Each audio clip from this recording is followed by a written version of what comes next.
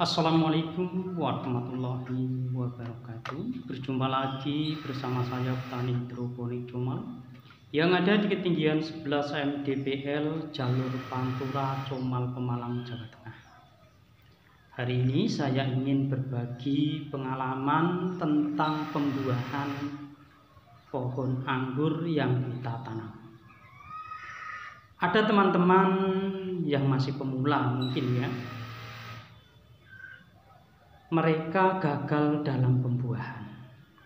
Kenapa mereka gagal dalam pembuahan? Karena mereka tidak tahu apa yang dilakukan terhadap tanaman anggur yang mereka tanam. Mereka hanya menanam tapi tidak mengetahui mana cabang-cabang yang bisa berpotensi mengeluarkan bunga secara bagus, dan mana cabang yang harus dibuang dan mana daun yang harus dibuang, serta dan mana cabang yang harus dipelihara.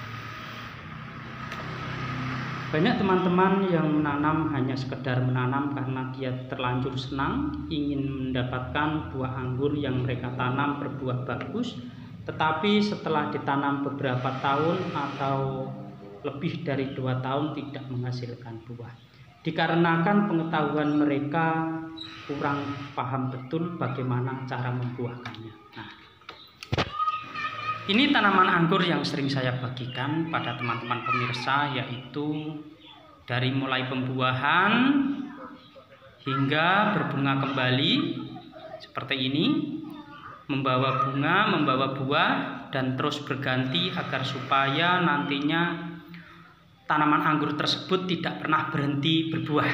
Nah, karena ini di halaman rumah, maka kita harus bisa menarik perhatian agar supaya orang-orang tertarik untuk menanam anggur di depan rumah, sekaligus menjadi hiasan rumah dan juga bisa penyejuk rumah, dan juga pula bisa menjadi pasokan oksigen untuk kita hirup sehari-hari.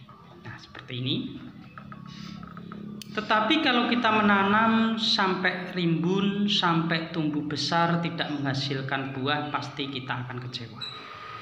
Maka dari itu, kali ini saya ingin lebih khusus membahas tentang kenapa tanaman anggur kita tidak bisa berbuah, dikarenakan perawatan yang tidak kita ketahui. Nah,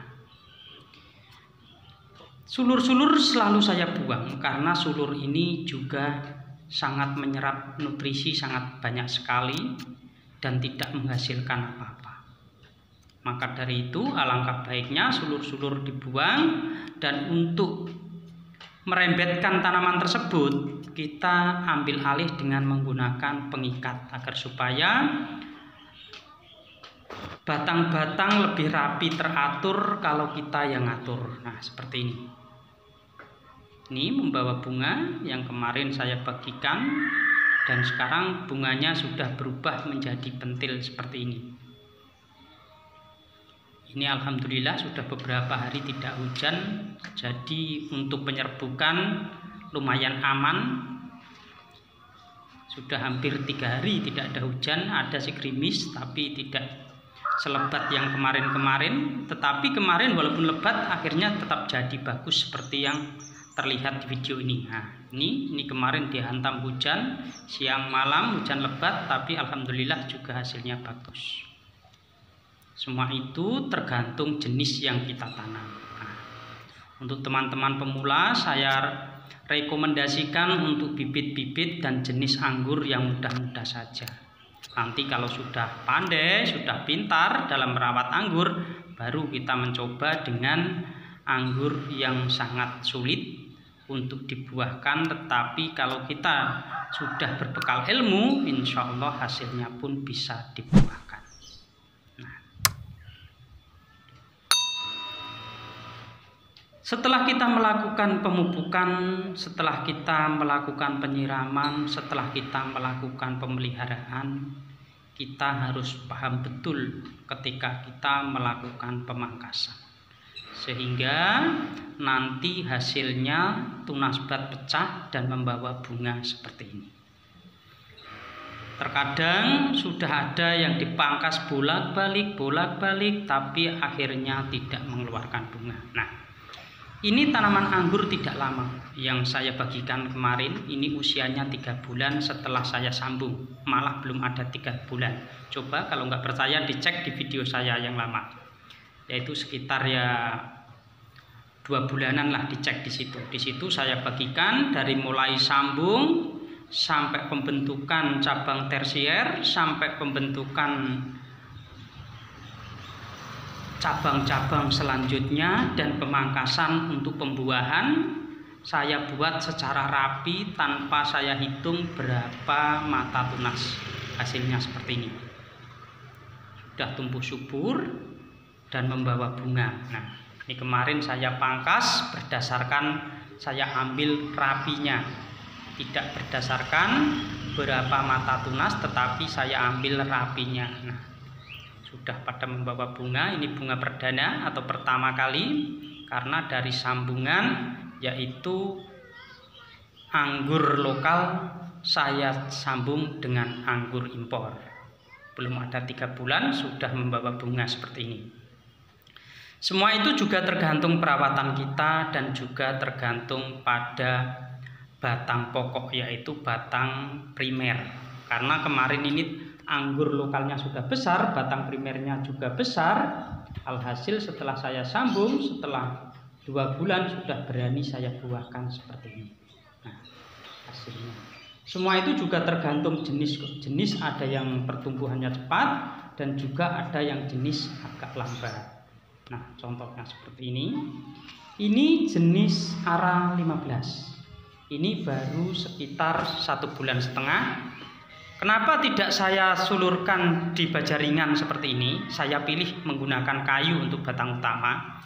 Karena kalau kita menggunakan baja ringan itu kalau pas panas, itu bisa membuat ujung dari pupus anggur itu hangus karena menempel pada baja ringan seperti ini. Tapi kalau kita gunakan kayu seperti ini, kayu reng seperti ini, walaupun panas tetap teduh dan adem sehingga tidak merusak ujung pada tanaman tersebut. Nah, seperti ini. Kenapa teman-teman setelah dipangkas tidak bisa berbuah? Nah, ini contohnya. Setelah kita melakukan pemangkasan, kita lupa bahwa ada pola selanjutnya, yaitu pembuangan tunas air. Ini seperti ini. Kalau tunas air kita buang, secara otomatis tunas bat yang akan tumbuh dan membawa bunga. Tetapi kalau kita lupa dan tidak mengetahui bahwa itu tunas air, kita pelihara juga nggak akan mengeluarkan bunga. Contohnya seperti ini. Nah, kalau kita pangkas dan mengeluarkan tunas air, kita anggap itu akan membawa bunga, itu harus kita pangkas lagi tunas air, karena tunas air nggak bakalan mengeluarkan bunga. Seandainya tunas air mengeluarkan bunga, hasilnya pun tidak sebagus jika tunas bat yang mengeluarkan bunga. Nah, contohnya seperti ini. Ini tunas bat nih. Ini sederhana, tetapi banyak saja yang belum memahaminya. Teori ini sederhana, tapi ada yang memangkas, tetapi kok nggak keluar bunga, malah masih keluar daun lagi. Nah, karena ada kesalahan di sini, kita tidak mengenali bahwa setelah pemangkasan pasti tumbuh tunas air seperti ini. Nah, kalau kita buang tunas airnya, secara otomatis nanti tunas bat akan tumbuh. Tapi kalau tunas air kita tidak buang seperti ini, yang tumbuh tunas air yang nggak bakalan berbuah. Karena kita tidak mengetahui teknik dan cara pembuahan yang benar. Tunas air harus dibuang. Kalau tunas air dibuang, secara otomatis nutrisi terkumpul pada tunas bat yang ada di samping tunas air. Kalau nggak dibuang, tunas bat tidak akan pecah dan tanaman anggur tidak akan membawa buah. Nah, cukup ini materi yang saya bagikan, sederhana tetapi sangat penting sekali untuk sistem pembuahan. Cukup sekian video dari saya. Jika ada tutur kata dan penyampaian saya yang tidak berkenan di hati para pemirsa, saya minta maaf yang sebesar-besarnya. Jangan lupa subscribe, like, komen. Jika masih ada ketidakpahaman, bisa kita saring diskusi di kolom komentar. Cukup sekian. Wassalamualaikum warahmatullahi wabarakatuh.